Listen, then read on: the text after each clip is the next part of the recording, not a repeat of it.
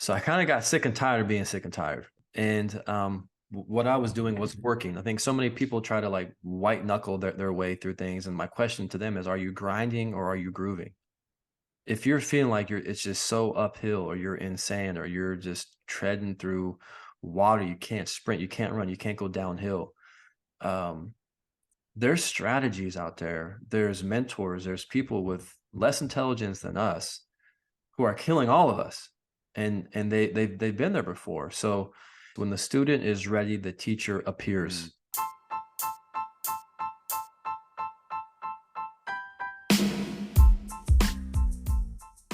Here we go. Ladies and gentlemen, welcome back to another episode of the Seeds of Success podcast.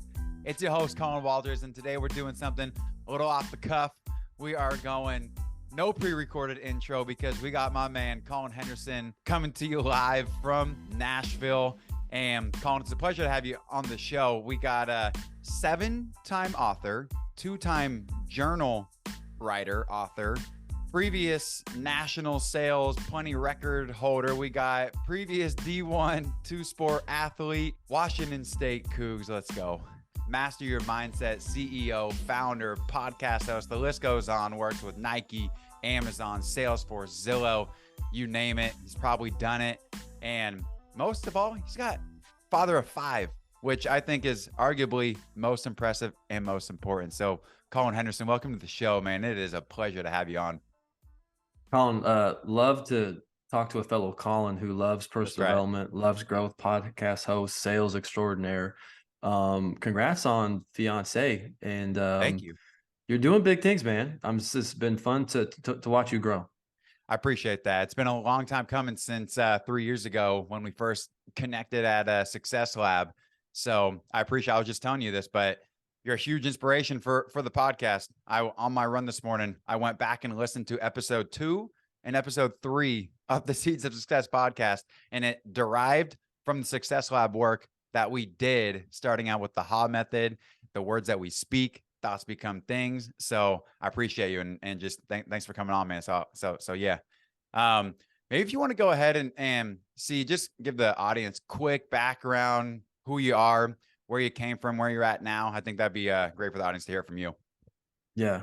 Again, so great. Thank you, listeners, for tuning in to develop those seeds to grow yourself.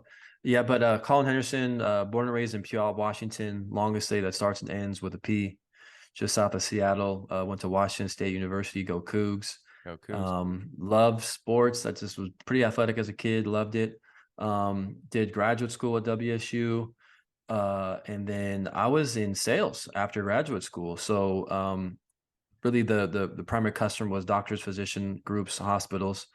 And I think early in the middle of my career in sales, I just really recognized these patterns I had not addressed, which was self-worth tied to outcomes. And I tell people I'm a recovering perfectionist.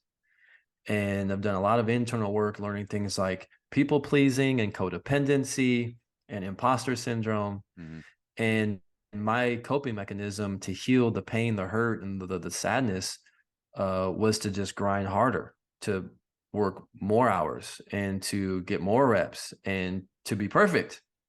So it was just very destructive. It wasn't productive. It was a race I couldn't win.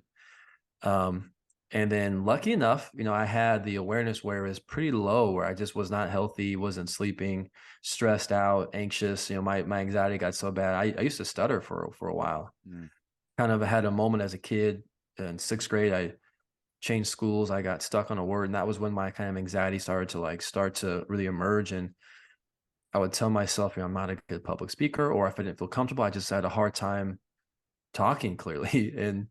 And that exacerbated when I was stressed out. So like it kind of slowly kind of came back in my like early 30s, late 20s. But I know this truth, my friend.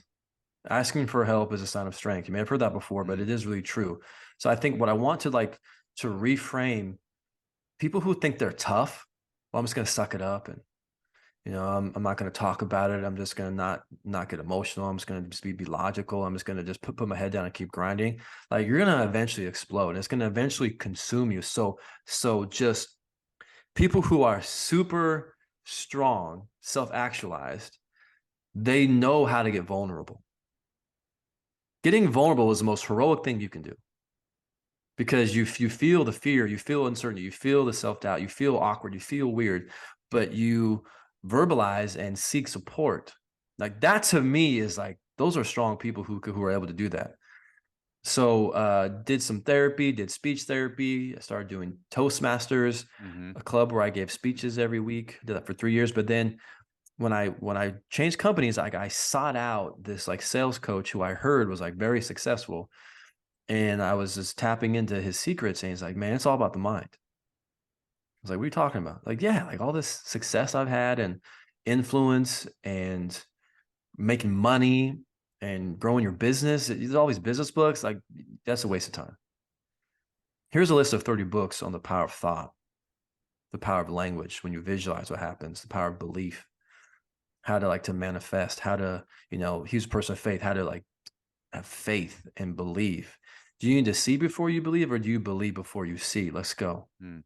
So I just had a coach, man, and gave me some systems and a path. So I started really just like studying all that stuff. And then I think the key thing is when you're learning, is it a form of entertainment or for real education that you're going to use to transform yourself? I think a lot of people do self-help just to entertain, pass the time, but they don't actually do the things that the book, the coach, the courses, the videos are telling you to do.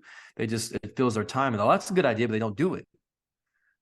So I started doing this stuff, and I just really saw I was healthier, happier. I started setting sales records.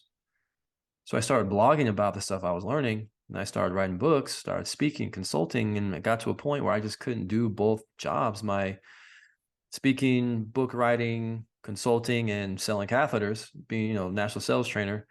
So in 2019, I made the jump, and here we are. Man, you can sell a catheter. You can do anything. You can do it better than anyone in the nation. You can do anything. People need those, man. A lot of Yeah. people cannot pee. Let me talk about gratitude. Hey, if you can pee, you should be thankful for that. Yeah. Well, hey, man, I mean, getting back to what you said about being vulnerable, I think that was the first thing that I hear that you did, is you got real with yourself. And, because you had a lot of success growing up in sports, you had a lot of success in college competing at a high level. I know I've heard you talk about how nervous you would get and how unnormal it felt and how much stress it brought you.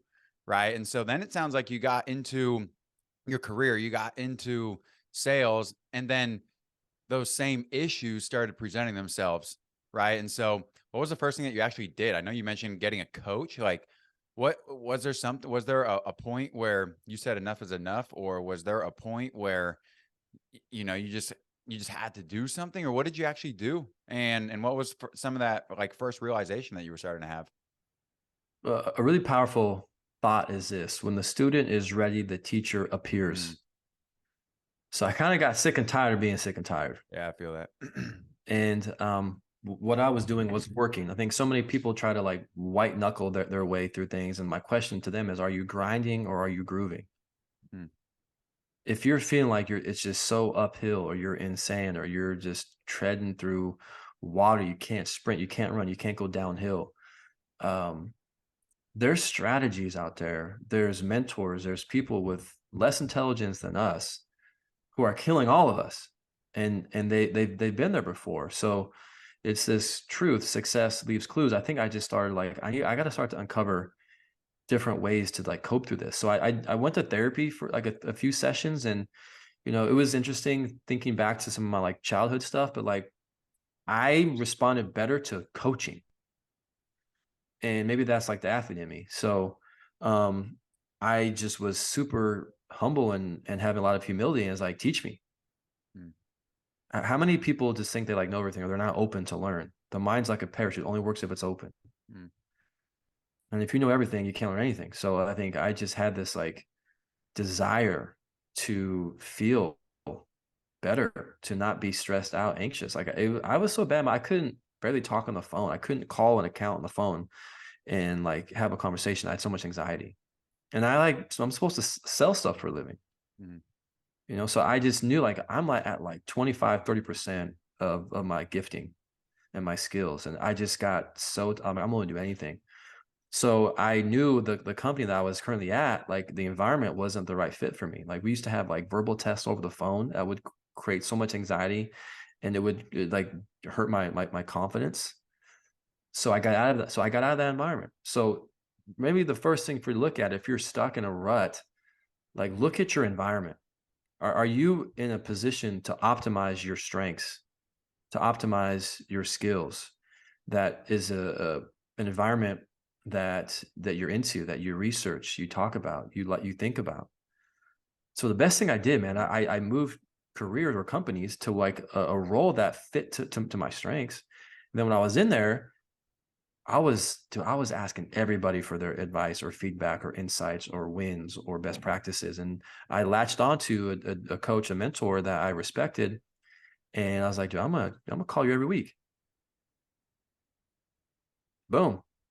He was in the company.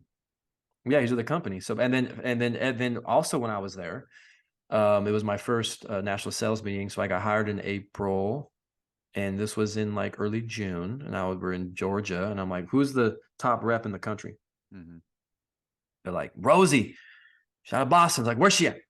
So they pointed her out to me, and like I just got super vulnerable and courageous and curious, and I was like, hey Rosie, my name is Collin Henderson. I'm in Seattle, brand new. I've heard great things about you. That's awesome. Uh, I'm just impressed, and like congrats on being number one. Um, I'm so hungry to make an impact for this company and to bring Mm-hmm. value and to help patients. Can I call you, a few times a month and just kind of share with you the things I'm doing, maybe give you a fresh lens and perspective. You're a veteran here, and just learn from your skills and your successes, and just have fun and talk about life. But like, I really like to just spend some time just to get clear on like why you're successful and how we can be successful consistently. She's like, yeah, let's do it. Mm-hmm. So I just got super into like just asking people for, what are you doing? What's working? And like beyond just like selling. And I think like, well, first off, props to you because a lot of people don't take advantage of the resources that are right there in front of them. There's so many phenomenal people working right alongside of you. And so you reached out, you got vulnerable, but then you actually followed through and you called Rosie and you did call the mentor in your company each week, right? You did the things that you said you were going to do. And so I think that we can say that we're going to do a lot of things, but oftentimes, it can slip, fall through the cracks, whatever it may be, but you did it. Um, so But you know what's I cool about that is, so yeah. I joined the company, not in January. My start date was like April 14th, Mm-hmm. but I won the rookie of the year in 8 months, where I beat out all the other rookies who had like 12 months.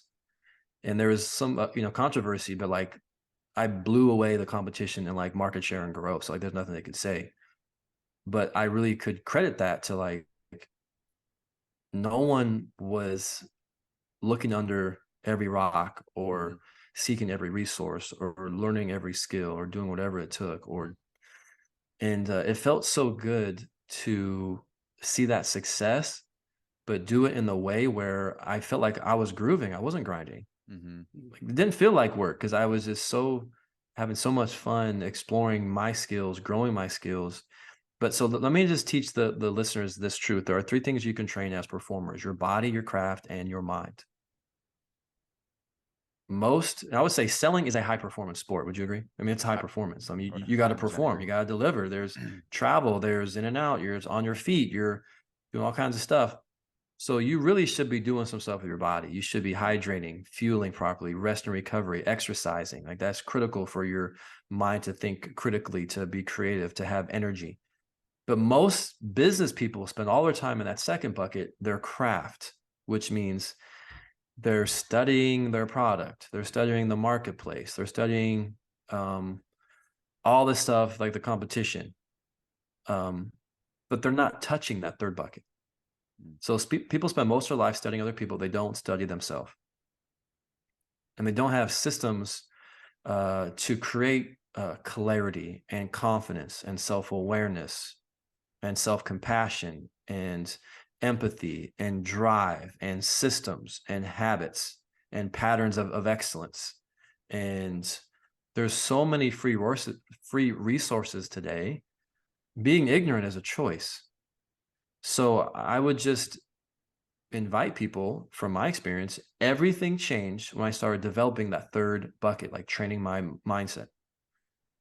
Well, and I think it comes back to what you said earlier. You went to your coach, who's a super successful individual in the sales and business world, and he gave you a list of 30 books on mindset, right? And I know for the listeners, we didn't touch on it in the beginning, but Collin Henderson is here trying to normalize mindset training and the mental game to whatever you're doing, right? I know that is your mission. What like it's what you're after, trying to normalize it because it's not the normal thing, right? And it's like to your point, and I think like Colin, you're doing a lot of work with Limitless Minds right now, right? I'm sure that you and for those that don't know, Limitless Minds is basically taking this mental approach to the business and corporate world. Am I correct in that understanding? Yeah, Basically, that's exactly right. Yeah.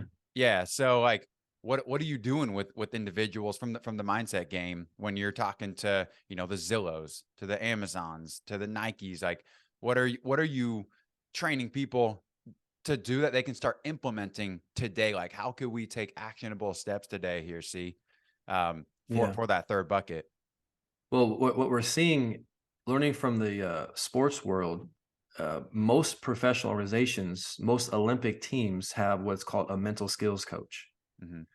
So, like I referenced, there are three things you can train in the sport world. You have personal trainers, weight room, training room. You have licensed experts to help your body get right.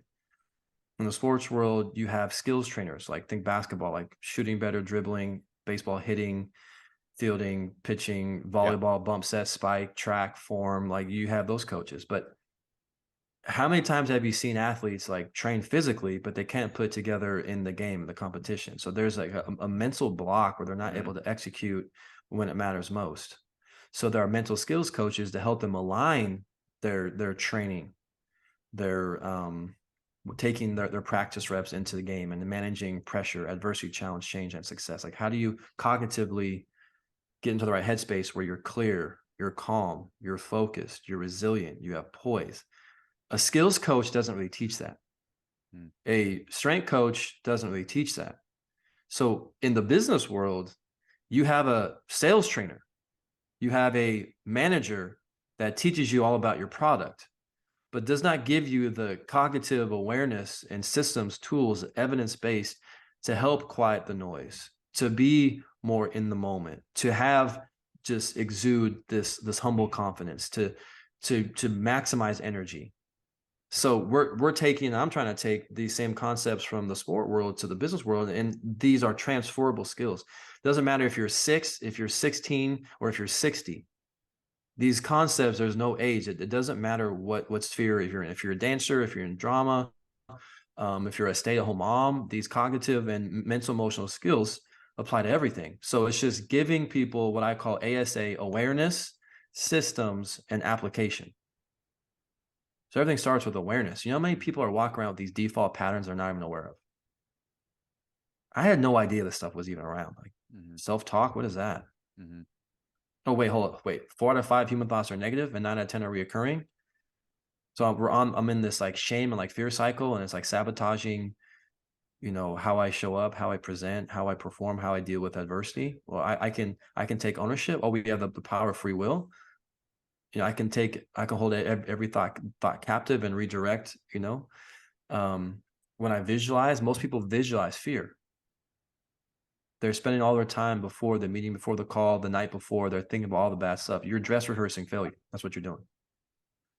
So it's just giving some structure on awareness and giving them models like mental mindset. Like in a success lab, I taught you those 4 sessions, and I gave you like, here's what you're going to do. Here's a roadmap. Here's a mental offensive game plan. It's not just theory, and then you apply it. So that's what we're doing. You know what we started with? You remember what we started with in Success Lab? Was it courage? Uh, kind of. You can tailor that into it. We started with values. See, and Okay. I know that's something that you're so big on is who are you at the core, right? And then Mhm. going out from there into the world. So getting super clear on your core values and Yeah. what you value in this world. That was something I'd been thinking about in preparation for this call. I was getting back to the roots of the work that Hmm. we were doing. That's where it all started. And then we got into everything from there. Hmm. Just as a, Yeah, I think the four sessions in our small group was clarity, which is getting clear on your story, it's the your four values, C's. your Yeah. strengths. Yeah, so we got clarity, we got courage, we got confidence, and we got consistency. Yeah, that's right. But and maybe we can just kind of pivot into like values. If you stand for nothing, you'll fall for anything. Mm, With clear values, decisions are easy. mhm. And I think a lot of us, Yeah. look at Instagram and emails and look at what other people are doing, and they're just kind of flowing by whatever they feel like. They let their feelings influence their actions and behaviors. But we all know that feelings are fleeting, and emotions are not directives; they're just data. So if we can have the awareness, well, what's important to me? What are my commitments? What are my values? Don't find yourself, create yourself, and What do you show mean by up in that? that. What do you mean by that? I heard you say that on another episode, because I feel like a lot of people are out here, including myself at times, right? Like trying to find who I am, trying to find who we Well, are. What do you I mean know, by but go they create again, yourself? they're looking for other things. So I have a tattoo, Romans 12:2 from the Yeah. Bible. It's don't conform to the patterns of this world. Be Hmm. transformed by the renewing of your mind. And I also have another tat that has a G on it, and that's my core values: God first, gratitude, give, grow, and grace. So it's like Hmm. everything's from a filter, from that perspective. So I Hmm. just decided what's most important to me. Our limits begin where our vision ends. So I think we just put limits. We put not no cap. You put a cap on yourself because you're conforming to being like, trying to fit in, self-worth tied to results, which you can't control those things. So if you can step into a meeting, a presentation, go on your first date, hit with some obstacles, look at it from a filter. Okay, what's most important to me? Hmm. Who do I admire? Who has success that I want to be like? If I was, passed away and people are at my funeral, what would they say about me? Well, don't make that random. Decide. Pick words that you want to embody, emulate. Look at the definition of those words. And then what are some behaviors that align with those values, and start acting like that. You know, if you're waiting for your feelings or motivation, it's never going to happen.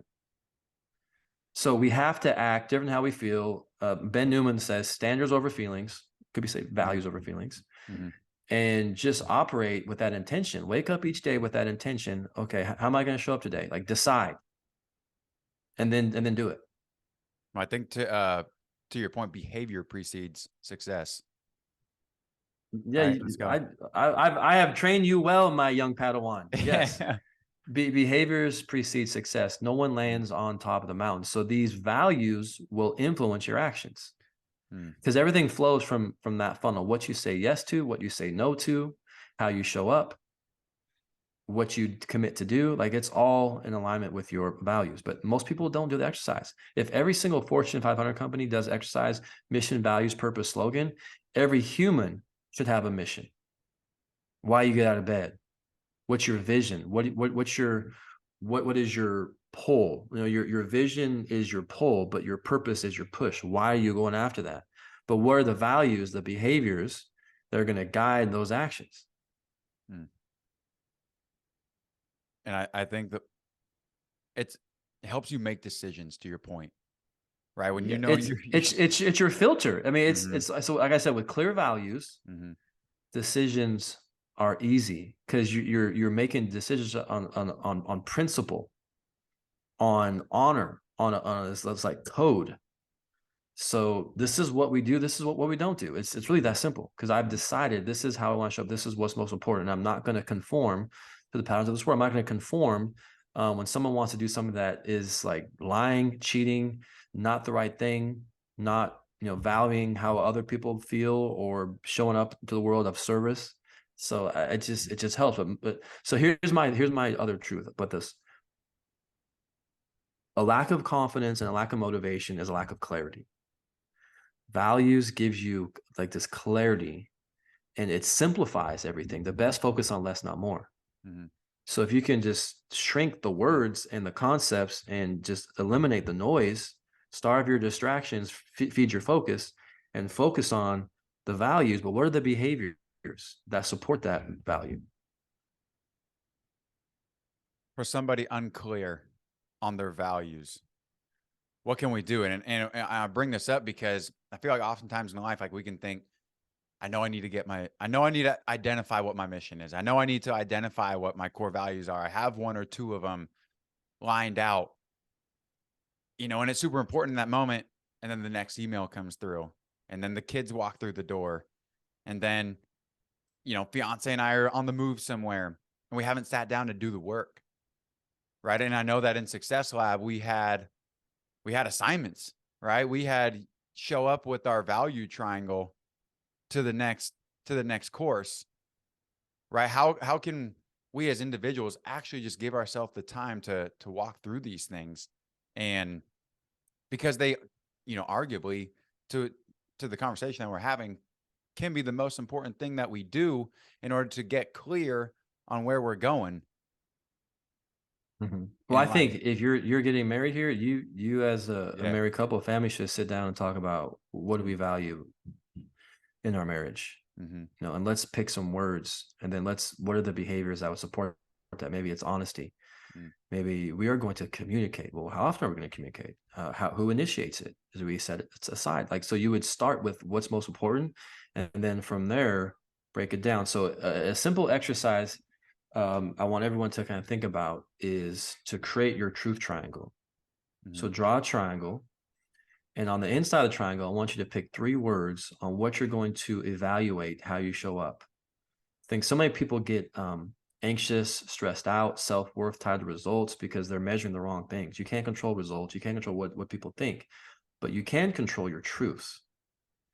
So what do you value, and how do you want to show up? How will you evaluate, your day, your performance, your interaction, your presentation, uh, the 5-page paper you had to write, the, on your conference call with your district, having to share updates on such and such. Pick 3 words of your intention and how you're going to show up. How will you evaluate yourself? It's all process based. So my truths on the inside of my triangle, I want to be authentic. I want to be present. I want to be courageous. So before I do any presentation, any like Mm. hard conversation, anything, I tell myself I'm authentic, I'm present, I'm courageous. And when that interaction is over, when that performance is over, I was like, yo, was I authentic today? Did I allow myself to be silly, beatbox, rap, dance, dad jokes, to talk about my kids, um, was I really, really present with this person that I'm talking with in this podcast or Mm. coaching call or small group or my family or my friends meeting someone for coffee? Was I courageous? Was I just super authentic and vulnerable and just using my mess as my message? Mm. You know, did I do that? Good. I don't care about the result because I can't control it. And then the outside would be, I would say it could be values as a group, as a collective, as a unit, as a couple. So the inside is you. Mm-hmm. The Mm-hmm. outside is like team, family. So the family values I teach are God first, gratitude, give, grow, and grace as like like forgive self and others. So that could be an exercise. So what would be, and it really started with gratitude, give, and grow, but I kind of added a few more there. But this, and then just talk about like what's important to us. How do we want to show up? Like, and Mm-hmm. who are people that we admire that we want to like kind of emulate? And let's steal from them, like observe the traits and think about when you were happiest, like what were you doing? What's most important? So the inside is for you. The outside is for your team. Of that triangle. Yeah. Yep. So, So for you and your fiance, like y'all would yeah, come up with your own inside, but yeah. as a married couple, when you start having kids, like, well, these are our as a unit. Mm-hmm. And back to your point, it's that guiding principle for decision making then as a couple, as a family, right? As kids, as husband, as wife. Doesn't that simplify a lot of It stuff? simplifies everything, see, and it always makes so much sense when I am super crystal clear that I value community, that I value being courageous, that I mean, to your point, like authenticity and enthusiasm, like those are my others right there. But I think to take another level is like, well, let's write down some examples of that, Mm, what that looks like and what that doesn't look like. So if I'm kind of I'm off of this, I have a partner that we are so connected and we have so much humility and love for each other. We can give feedback and we don't get defensive because we know every decision is aligning with, am I emulating, executing, showing up this way? Sometimes I don't, and it's okay. mhm, It's okay. But everything funnels through that lens. mhm. We're not going to be perfect, but to Mhm. recognize that, going back to ASA, the awareness, right, to understand that wasn't in line with who we want to be and who we continue to become on a day-to-day basis, right? By casting those votes, but then being able to self-correct and recorrect course so that when we're in that situation again, we know what action we can go take. Um, see, what are you excited about right now in the mindset world? Shifting gears. What are you working on? I know that you got 7 books, and to the viewers, you're listening to this podcast right now. A lot of this stemmed from the Master Your Mindset book that Colin wrote a ways back. And I was going back through that thing the other day and I found so many handwritten notes about getting this podcast started and about core values and about mission work, man. It was a trip. I know I mentioned this earlier, but on my run this morning, I went back and listened to episode 2, episode 3 of the Seeds of Success podcast, and it stemmed from that success lab, man. And so, I know that I'm super excited about having taken that and applied it. And here we are 55 episodes later. Congrats to you, 200 episodes, 5 years doing the thing. Mr. Consistency itself. What are you excited about in the Mhm. mindset world right now? What are you working on? I think the mindset world is same message, different method, and How so? finding ways to scale and develop Mm, teamwork mhm, to make the offer like just evergreen. I last year I traveled a ton. This year I'm traveling a ton, like a lot of live events and on stage, which I really enjoy. But having 5 children, baseball and basketball, and coaching. I'm coaching everything. Yeah. I don't want to feel like I have to jump on an airplane to, to Mhm, to reach people. So I do have courses, I have podcasts, but just creating a more congruent, more efficient, grinding or grooving. mm, So I like to be kind of getting in alignment. So I have a business coach I'm meeting with here in a few hours. I'm in a mastermind. Like, so I do all these things, but I'm also a part of these. So of course. I practice what I preach. I don't just, I'm not this sage on the stage that you tell people to do. Like, I'm a student, number one. I will always be a student. Um, so just kind of getting more efficient, I would say. I'm excited about getting more efficient and then just getting this to more people. Mhm. For those interested in coaching, obviously that's something that I value, something that you value, something that you did super early on is what basically how we're here, right? From that first coach that you approached. How did you land on this coach? And I asked that because there's so many coaches now, I feel like, Mhm. and you've mentioned like who do you admire? Who do you look up to? Who's doing the things that you want to do? Like, how did you land on this specific individual? Jake Thompson's a good friend. He's speaker, business owner, Okay. written a book. He's on book number 2. I think we just connect. He's one of my friends. He lives in Texas, and we're just talking about growth. You know, um, and that would be something I would like everyone here. Like, do you have people in your life that you talk to about like growing, Mm, improving, mm, best practices, supporting, loving, challenging? I have a lot of people like that in my life, and Jake's one of them. And he's like, "Well, I have this coach. Her name's Carrie. She's in Texas as well. I've been with her for a year and a half, and she's the real deal. And this is what she's taught me, and this is what I've been able to do working with her." And he's like, "I think she's great." So I told him, I'm like, I've had coaches sporadically, um, but I think I want to like this year. I want to do like a 6 month type of deal where it's like every week we're diving in, and she calls it one tweak a week. mm, So we're going to look at your business and just make one tweak a week. And if you add that up over a year, that's like 50 tweaks. Well, you're going to be doing some things. Mm. So, dude, I don't have all the answers. Like I've really bootstrapped this entire thing Yeah. Yeah. on my own, and a lot of reaching out and. But dude, if Tom Brady has a coach, if a lot of CEOs have coaches, it's just like this is my industry, and I've always had coaches, but like I made like a real big investment. I won't even tell you the amount, but it's worth it. Like we spend money on like couches and refrigerators and cars, and but your brain is the most valuable thing you can invest in.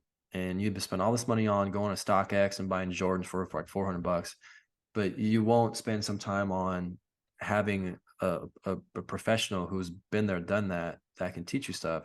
Like you don't want to do that for yourself. Like that, I just like the best gift you can give yourself is getting into a small group, getting into a mastermind, getting a coach. And I just think it's huge. So um I'm just excited about it. This is what I do for a living, and Yeah. It fires I me up. practice what I preach. I Hmm. practice what I preach. Yeah. And it, you're going to expedite your results, man. You're going to save so much time and you're going to invest back into yourself. And I had just worked with a coach for the last 6 months and it was freaking awesome, man. Like we worked on content, we worked on podcasts, we worked on YouTube, we worked on consistency and time management and how to execute on passion projects while working full-time sales job, and how to do the best of it all. And it was super valuable for someone who's been there, done that, and is still doing the thing and is there too, which has been super valuable. Hey man, I know we got a couple minutes here, see, and I want to run through a couple last questions. We have the final four that I run through with everybody, man. And for someone who's always growth oriented, growth mindset, and super quickly in this digital world that we're living in right now, remote world, so important to stay connected with people that are growth oriented, growth mindset. And I've been able to connect with people that I had never met in person that way. And we have, text messages and phone calls, and just met mental performance coach over at University of Portland a couple of weeks ago who jumped on the podcast as well, Bryant Ferrati. And I mean, we're texting every day now. And they rolled up to OSU and they came to Corvallis, and we were able to, like, before they're jumping on the bus, like run up, dap each other up, say what up, and then jump on the podcast. But like now we just talk about, hey, what are we doing to get better? But we're excited about it too, man. And so I really appreciate that point. First question for you though, C, is, well, I mean, I think I can probably guess this one, but favorite book or resource that you like to learn from? It could be podcast, YouTube, book, anything. But what's your go-to? I know that there's one that you've read at least 6 times. I remember that from Success Lab, but Well, I can say the book I quote the most is Atomic Habits by mm, James Clear. yeah, So that's like a must read. It came out a few years ago, really solid.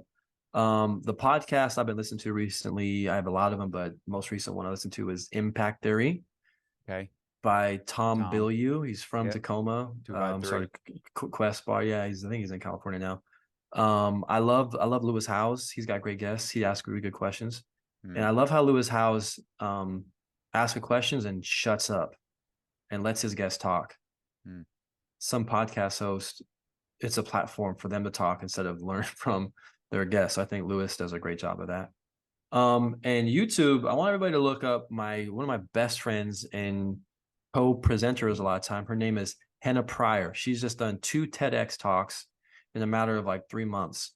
And one of her most recent TED talk is about how to brag, like a humble brag, or how to brag, in a healthy way that's not like conceited or not like doesn't look bad. So I think we want to like promote, what we're doing and we're excited about. And how do we do that today mm-hmm, on LinkedIn mm-hmm. and with our people that are our customers? So I think she gives us some really good um, steps on how to do that. Hannah Pryor was the name that you said. And yeah, HENNPRYOOR. Okay, cool. I think just to quickly touch on that, the one thing that I think that you do well is you add value, right? So you can, you can talk about what you're excited about, what you're promoting, but you add value. And I mean, there's actionable things that and that's just candid feedback from what I say. I remember your LinkedIn post, man. I remember stopping, breathing, turning everything off, shutting it down for 60 seconds and actually doing the thing. So, second question, favorite quote. that you got. Any, if there's anybody that's got quotes and it's got sayings, I know it's you. What's one of them? Well, I got a lot of them, but Yeah, just I know shout you out do. to my dad. Jerry Mm, Henderson passed away about 4 or 5 months ago. mm, And when I was a little kid playing football, he coached me in basketball and football, a little bit of baseball. And one quote that was like a theme for our team when I was like in third grade. I was in third grade learning this. He would tell us the victory doesn't go to the stronger or faster man. It goes to the one who thinks he can. mm, So for all the women, you can just substitute woman in that quote. So and that's so true because the body has mm. limits, But the mind is but the mind limitless. is limitless. Yeah. Let's go. Um, Third question. You're doing a lot of things in this world, man. What's a bucket list item for you, your family? What's something you wanna do in this world? So shout out to the Paris Musketeers. As far as I understand, it's the first American football team in Paris. Shout out to Jason Johnson, one of my Hmm. childhood friends. Played quarterback at Arizona. Played a little bit of Okay. NFL, CFL. Played in Europe. I'm one of several owners of this team, and Let's we've go. won two games. So I'm gonna go to Paris this summer.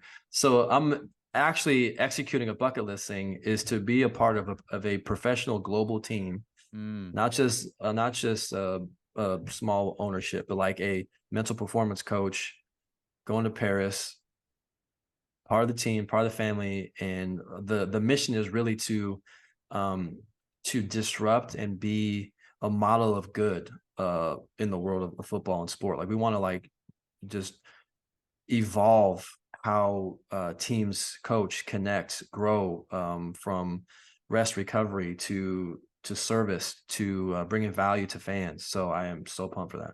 I am freaking pumped for you. I'm gonna be checking that Yeah. out, and I'll be in Europe here in a couple weeks, so maybe we'll have to link up in Paris for a game. But last question for you, see. 65-year-old Collins talking to you right now, face to face. What is the one thing that he tells you? Uh, I posted this today to be where your feet are. Hmm. Present. That simple. Yeah. Truth triangle right here. See, it's been a pleasure to have you, man. We're going to go ahead and wrap things up right there. I've been very excited for this episode, and I just appreciate you, man. Thanks for coming on the show. Hey, well, the best is ahead for you. I'm excited, and I would encourage you. You have everything you need, man. Keep serving, keep dreaming big, and one day, man, you're gonna be on these stages, man. You're gonna be a household name. Let's Mm, go. I appreciate that. Any last final word for the listeners before we wrap things up here? I would just say we're in this world of Instagram and TikTok and constantly comparing. Mm, Maybe I'll end with a story. Really resonated with me was a young rapper trying to make it in the game, and he was talking to Pharrell Williams, and Pharrell's like, "Yo, man, what's your style of rapper?" He's like, "I want to be the next Andre Outcast from Outcast, Andre Ice mm, Cold 3000 from Outcast." And Pharrell, who's very successful, very unique in his approach, said, "Well, you know what? Andre's already taken. You should be the next you. mm. So don't be the next, Colin Walters or Colin Henderson or the next whoever it is. Your superpower is being different, is being yourself. So it takes some work to uncover who are you? Who are you? What makes you light up? What value do you bring to the world? So if you can scratch the itch, find a niche, you'll be rich. So it's like what's an itch that you want to really attack that makes you unique, different? Let's celebrate that. And who's an audience or group that needs what you have, that they're out there. And if we can do more, spend our time more on that and not seeking validation from likes, from views or listens, but just stepping into, um, I'm going to celebrate myself, but I'm going to use what I have. I'm going to be part of a larger community. Part of that uniqueness in being yourself is just, but don't do it by yourself. Mm. Like use your light to like support, it could be a partner, it could be a group, but step into your power, into how you're unique, and use that to connect, to elevate, to use synergy to elevate all those around you. So that's kind of a long answer, but Go be you. Everyone else is taken. yeah, 100%. Let's go. I appreciate it. We're going to wrap things up right on time. See, I appreciate it, man. Thanks for coming on the Seeds of Success podcast. T-Dub, it was fun.